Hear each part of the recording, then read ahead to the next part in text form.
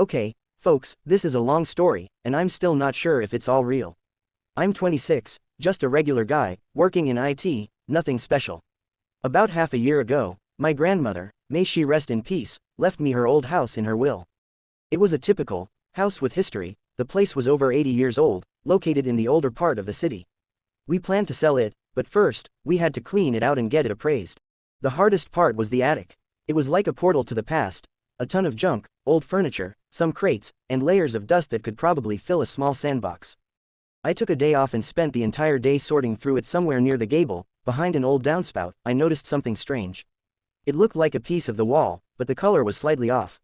I knocked. A dull sound. Intrigued, I grabbed a screwdriver and carefully started chipping away at the plaster. It turned out it wasn't plaster, but a thin plywood panel, painted to look like the wall. Behind it was a niche. In the niche sat a large, leather-bound suitcase, tied with an old leather strap. It was heavy, very heavy. I dragged it down. My heart was pounding like crazy. Of course, I immediately thought of family photos or maybe old documents. I cut the strap and opened it. There were no photos, no documents. The suitcase was packed to the brim. Old, yellowed stacks of banknotes. Mostly US dollars and Swiss francs, bills from the 50s, 60s, and 70s. But not just random bundles. Everything was neatly tied and seemed to be preserved against moisture. Next to the money was a small box. Inside it, handfuls of gold coins. Not just gold, but real, old imperial chirvanets and a few foreign gold pieces. I just sat there in the middle of the attic, choking on dust and shock. I didn't realize how much it was until I had them checked.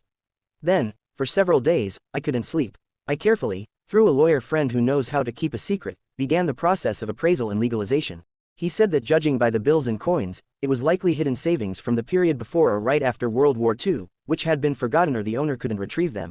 My grandmother, apparently, didn't know about it or didn't say.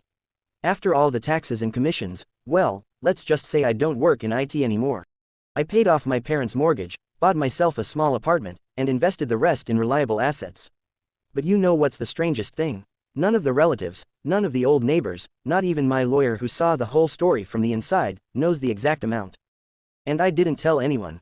I just said the house sale went very successfully, and I got a great bonus at work. Sometimes I wonder if I should have tried to find the rightful owner, but how? The money was in the house that was legally mine, and there were no markings or names on them. They were just there. Now I live a quiet life, and when I'm feeling down, I remember sitting in that dusty attic, looking at a pile of old money, and simply not believing it.